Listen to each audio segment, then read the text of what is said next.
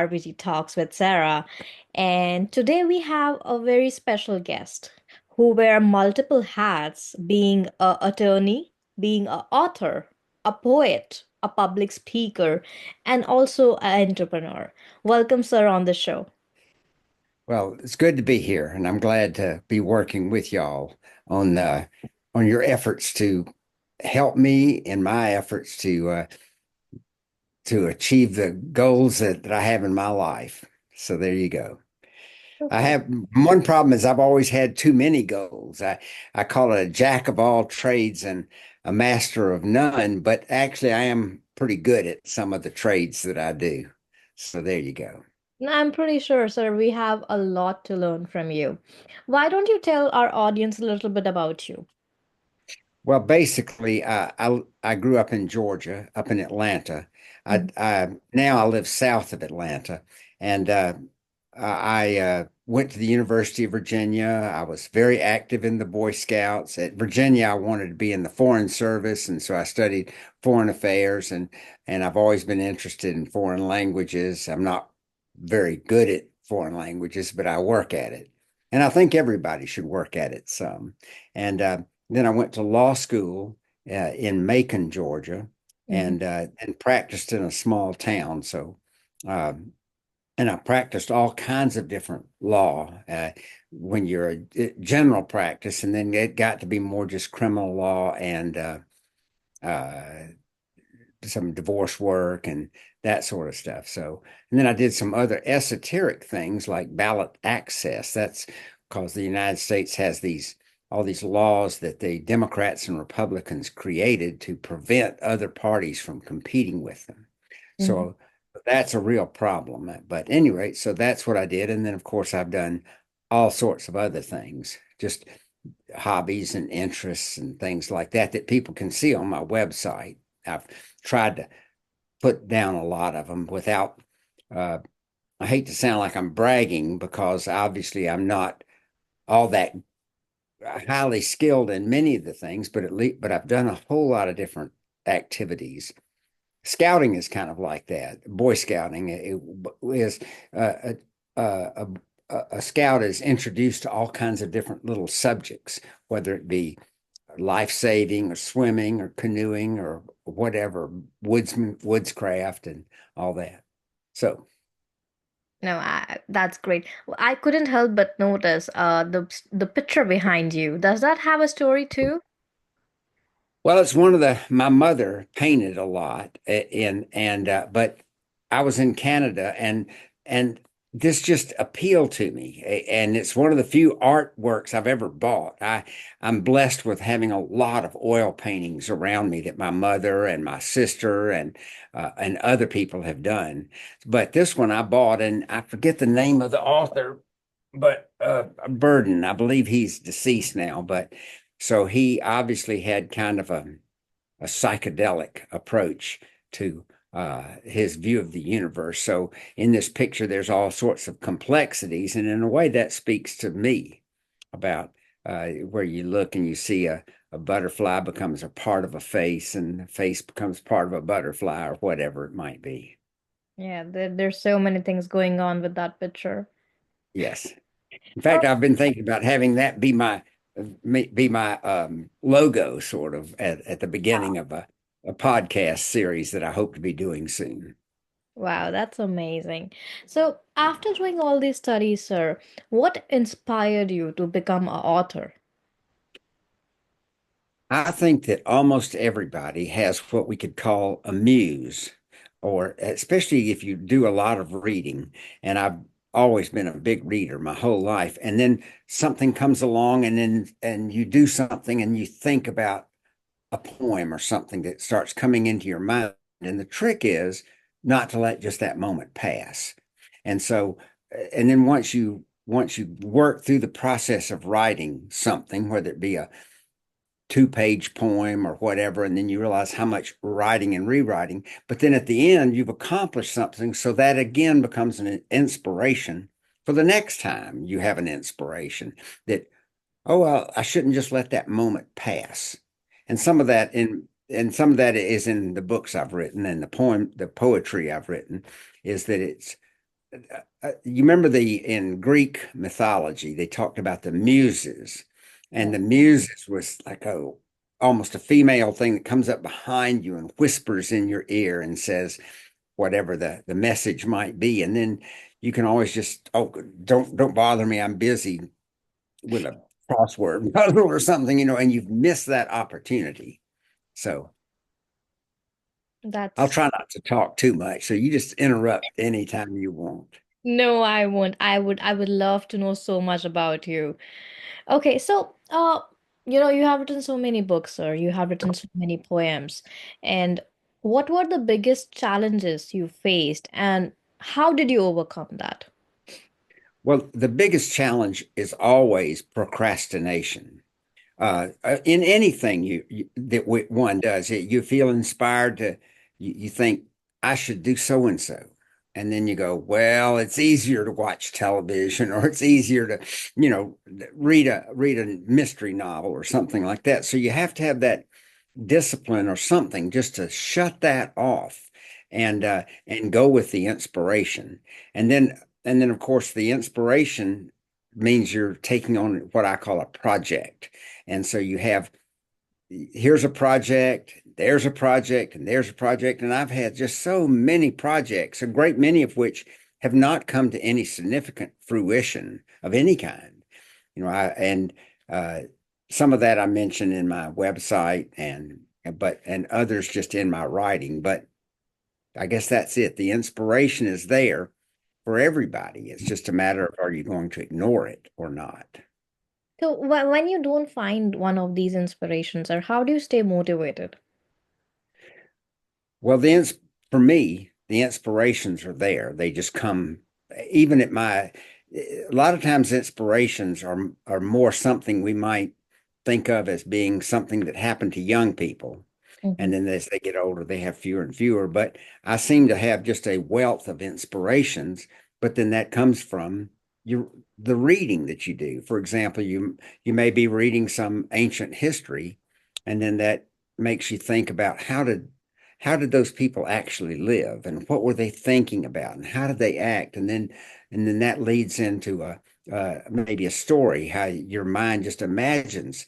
I had one of the books I wrote it was called Soldiers of France, and I was asleep in Bayeux in France, and I had been in La Rochelle down in the southwest of France for Mhm. just one night, and I had a long dream, which I'm sure was a true dream. That is to say, that what I dreamed about some soldiers of 1915, some French soldiers and how they had been mustered and they were there in La Rochelle and then they went up to the front. And so rather than just, well, that was an interesting dream and going back to sleep, I got up and I wrote down the extensive notes that so I wouldn't forget that. And then later I wrote a book. But see, it created a project, and then none of these projects are easy. They're almost none of them are just a simple matter. For example, the poetry books, you might a person might look at them and buy one and say, "Oh, this is nice," and he's written 100 poems here.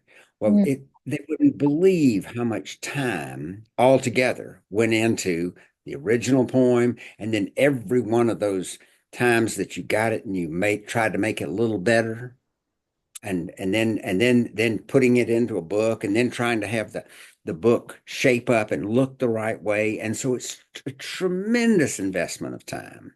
And I even had a friend of mine who's passed away who helped proofread some of it and frame them up and get them online so that they'd be available through Amazon.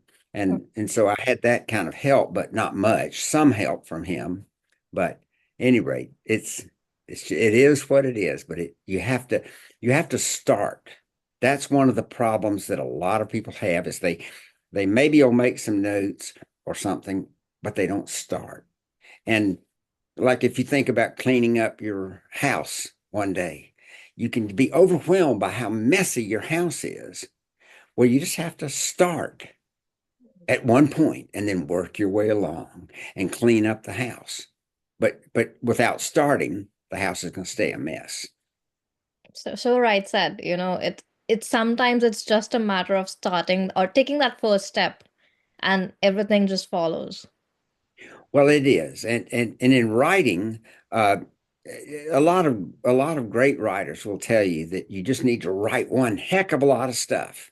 Then you let it sit for a while, and you go back and you throw out all the junk. And so uh, it was, and it works that way because a lot of people they'll write stuff and they think, oh, this is great, and then the very next day they're reading that poem to their friends. And it's just not great because they haven't really worked it over. They haven't looked at it. They haven't thought about what I call the unintended double entendre. That's where you say something, but it means two different, it could mean something else that's just terrible. You don't mean to. So what I'm saying, you have to let it cook a bit, a poem. Or a book or a chapter or whatever, and then read it and reread it and say, is that confusing? Does that confuse somebody? Does it really say what I want it to say? And things like that. Yeah. Well, what is that word? I need to learn that word. What word did you say Which word was that? that you described about rereading it? Do what? I'm To sorry. re to reread the book, you used a phrase until it's ready. Oh, you just have to let it cook. Let it, you just, I've seen so many people will get ready for a wedding party or something, and they Uh, will write a small poem that they can read at the reception dinner. But they haven't really worked it and reworked it. They should have written it a month before and then reworked it a few times. And then so that when they get there, if they want it to rhyme, that the rhythm of it is the right way. And and a lot of times I've seen people they'll read either somebody else's writing or their own writing, but they mhm. will not have practiced it ahead of time. I'm a trial lawyer, and so when you practice law and you're talking before a court or a jury, you need to make sure they understand what you're saying, because otherwise, why say anything if they don't understand it? And so you have to enunciate it, you have to practice it a bit, you have to try to. Probably I should shave my mustache so that my lips could be read better, you see, but so that people can understand your words. So, you know, let's say if you could go back and give a advice to your younger self, what would that be? Well, I thought about that because you primed me for that question. And I think the first thing is I would try to value my time better. And by that, for example, as a lawyer, I often did not charge people enough money. I didn't get enough money up front, and then they end up owing me money. And I spend up put way too much time in their work Mm-hmm. for what I was paid. And then then just spending time with people you maybe feel sorry for, but who are negative, and so they drag you down. So it's better to it's I mean, I'm not saying that you should all your friends should be rich successful people, Yeah. but uh people who are always negative, people who think the world's out to get them, you can sit there and try to correct them and say, oh, the world's not out to get you, but you're just wasting your time. And so time, it is said that time is the most valuable of all commodities. You you can have gold and you can spend the gold and get more gold and all that, but you can't get more time. It's it is what it is.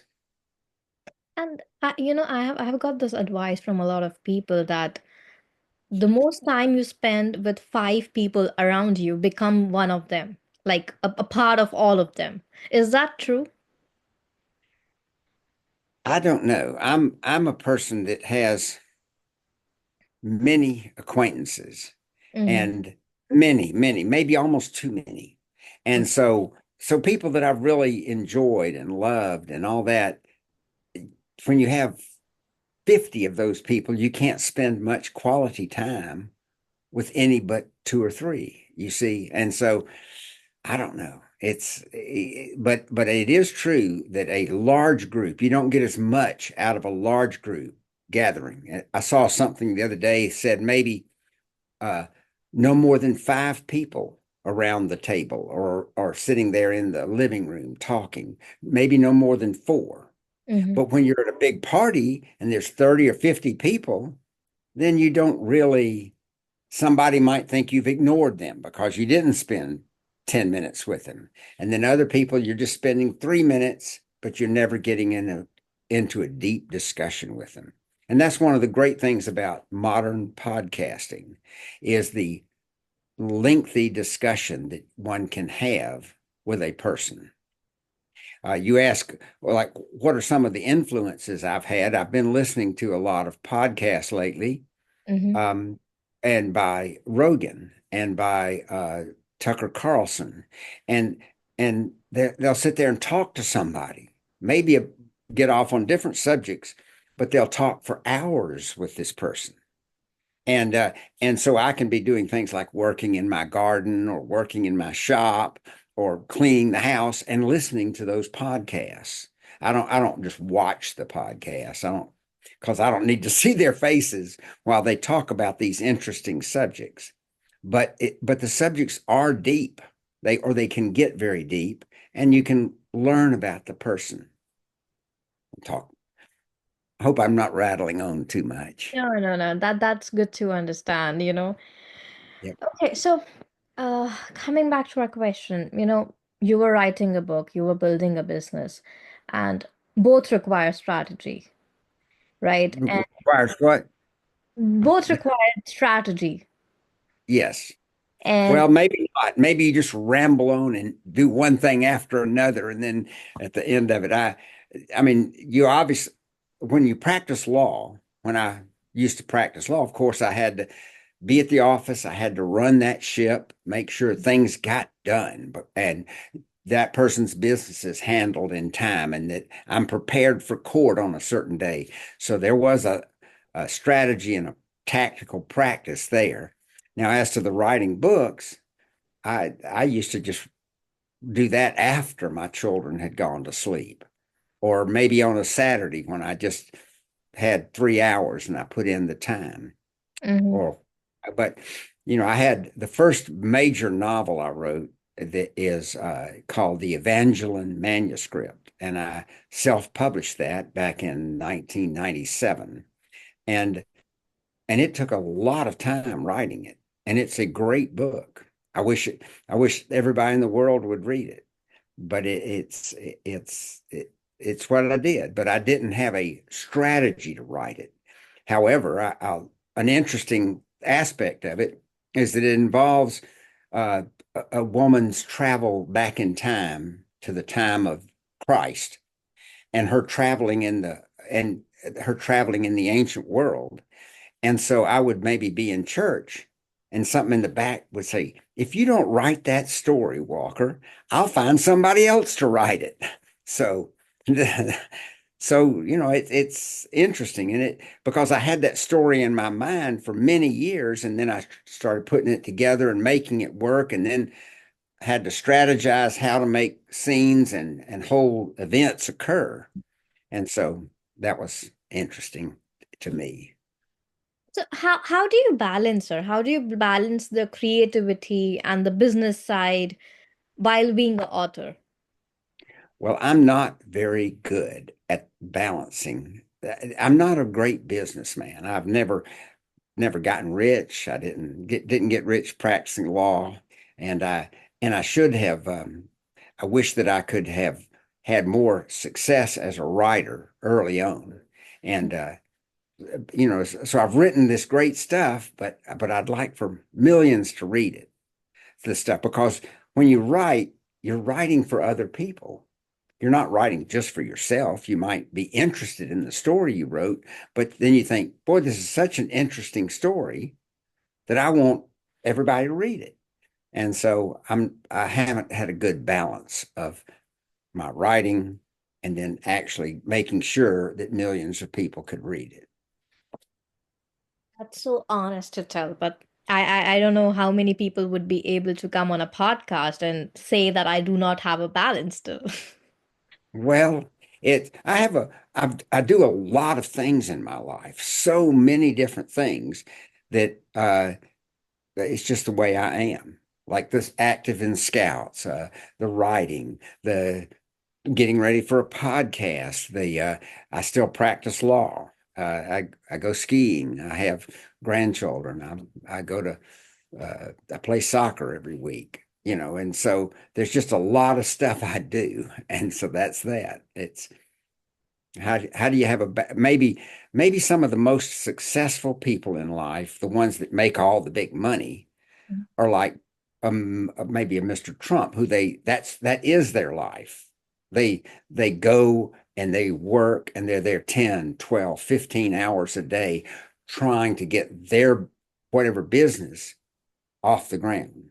Whereas me, I might do 50 different things, but not put in enough time on a given thing to make it work. And it's on my website, but I invented a boat and I worked through and got a patent on it. And I think it would be a great boat worldwide.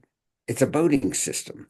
And yet I never got a manufacturer to take it on as a project with me as a partner.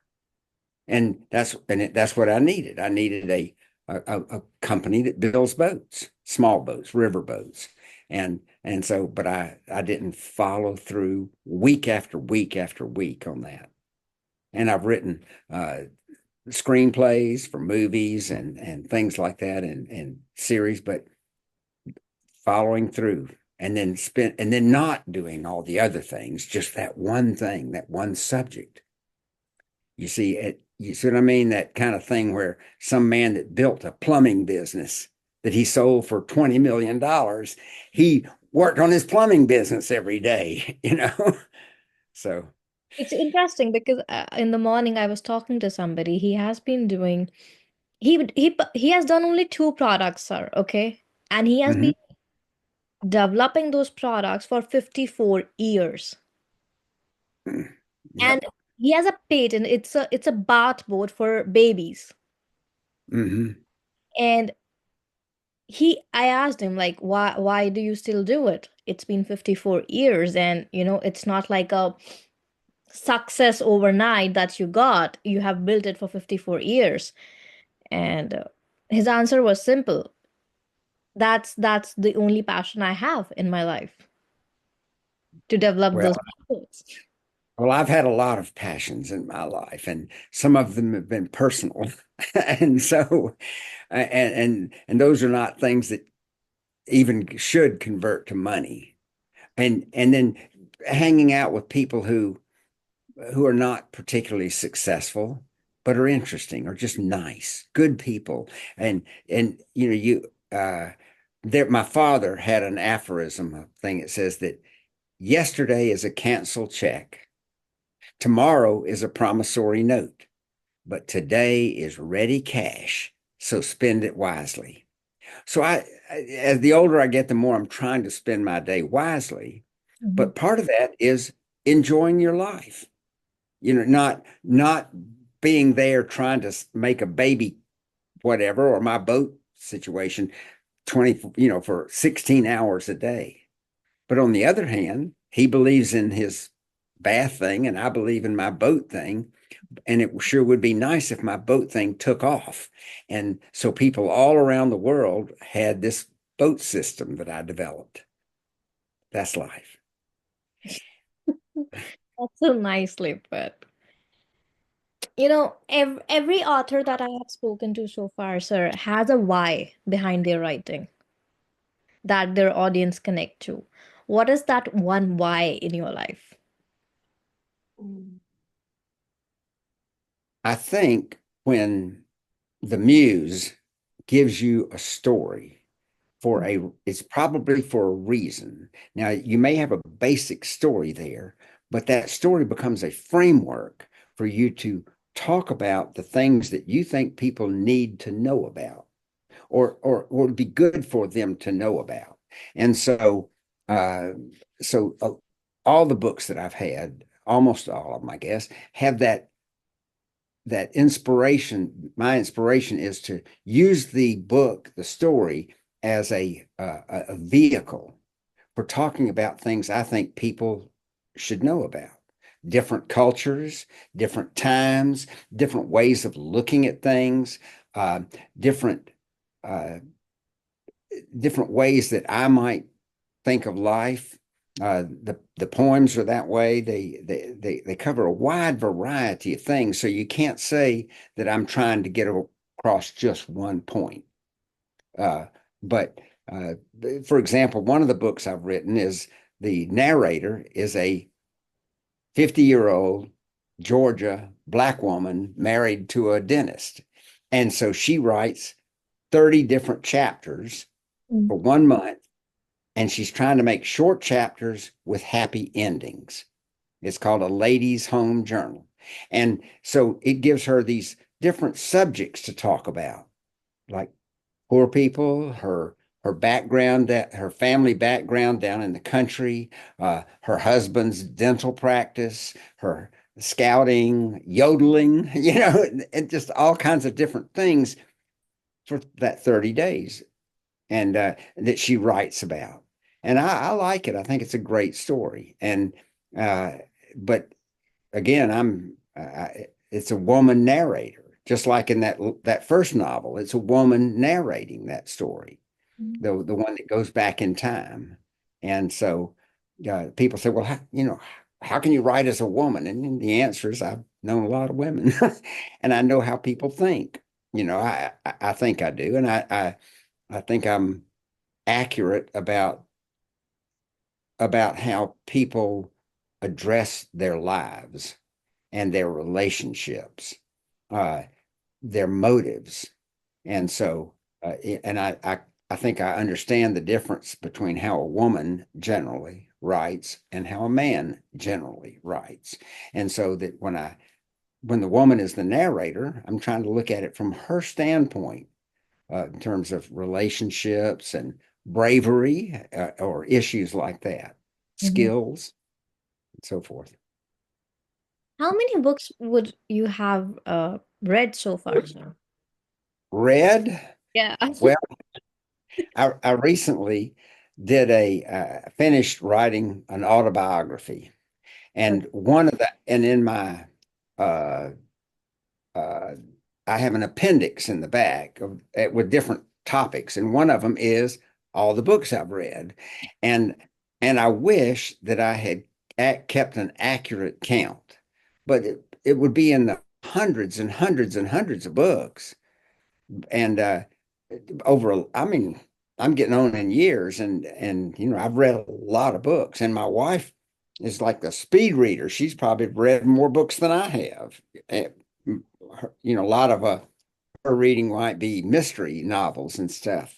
And then I probably read more history, and then I've written these historical fiction books, and so I've got a tremendous background and all that sort of stuff. Let me put a number, let's say about 700, 500. Probably more than 700. I'm Wow. just guessing. I'm just guessing. I mean, I can look over at some a bookshelf I have over there and think I probably got 50 right over there that I've read, and I mean, what can you say? You read an author like Louis L'Amour. I don't know if you know who that is, the American writer that wrote a lot of Western type movies. I mean, books. And so he's probably wrote 100 that I've read. I'm just guessing.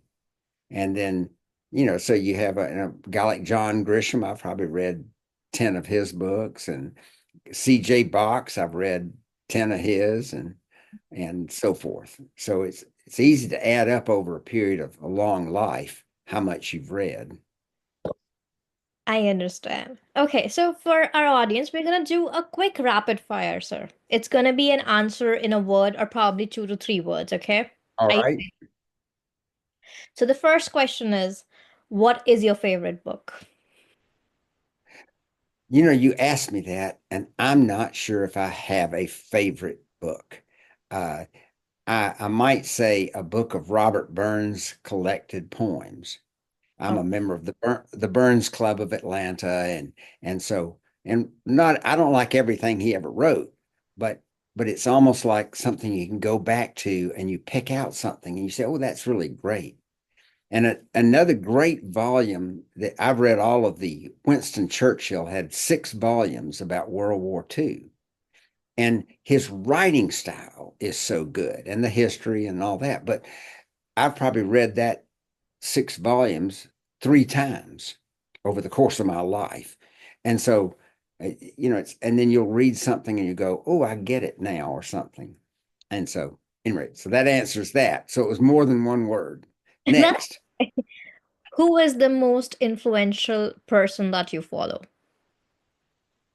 Well, following right now, I'm listening a lot to Joe Rogan. And the reason I'm listening to him is because Rogan, he's not my type of guy. I'm not a UFC fighter and all that, but he has a practical mind and he's talking to all these interesting people and he understands well, he's obviously getting a great self-education just by talking to these people. And so the influence of that is that just talk to people and listen to them. I was thinking about my podcast where I would be Baden Powell. That's the founder of Scouting. You might be familiar with who that is. Your people might. Everybody knows Baden Powell, and I look like Baden Powell, and I've done that in my scouting, and and so, but the in the podcast, I was going to be Baden Powell, but then they said, no, just be Walker Chandler. And so that's the influence. And Rogan's just Rogan. That's what he is. And so he shows how, and then he shows how getting people on his thing, like Trump or Musk, he just talks to them for 2 or 3 hours. Yeah, And then, and people can't fool you over a 2 or 3 hour period. they can. What is the best advice you have ever received? I think that maybe the best advice is Baden Powell, the scout motto, and that's be prepared. And so that means somebody said, be prepared for what? And he said, about any old thing. And he said, as scouts, people need to learn first aid. They need to learn map reading. They need to learn leadership. They need to learn this. They need to learn all these different subjects so that they are prepared to meet the challenges of life. And they also don't have to be totally dependent on other people for food or clothing, shelter, protection, or whatever. Okay. If you could give a slogan to your business, what would that be? What to my business? A slogan? A slogan. I'm not sure if I have a slogan other than just that's another scout slogan is do a good turn daily. And so when you're doing something for other people, it's that's where people make money at businesses. They are producing a good or a service that people need. And even if even outside of business, helping other people is important. I think people who are crazy, I mean, most crazy people have a morbid obsession with themselves. And so a cure for a lot of insanity is to be concerned with other people, not with yourself. Think about a schizophrenic is going, oh, they're all out to get me.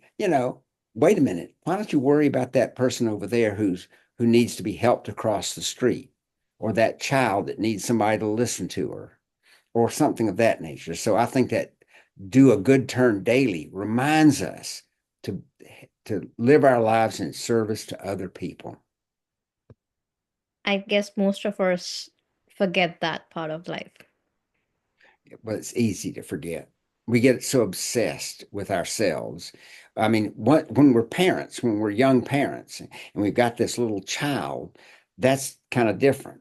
But when you get to be older and you have grandchildren, then you kind of even appreciate it more how brilliant children are before the age of 4. or 5. They're so busy learning things and they need the help and encouragement. And so again, it's getting out of yourself and helping that person. Okay. Okay, so the last question I would have is, do you believe in ghosts? I've met ghosts. Oh. I've been when I was in law school, there was a way that some girls had of contacting ghosts. And so I was living in Macon, Georgia, and it was a way of putting a scissors in a Bible, and then you hold it this way between the two people, and the ghost could move it if yes, one way yes, and the other way no. And it was interesting. It was really interesting that what a ghost is a ghost is a person who has died but just can't give up their connection with earth and get on about their next life, their next incarnation, their climb to the stars.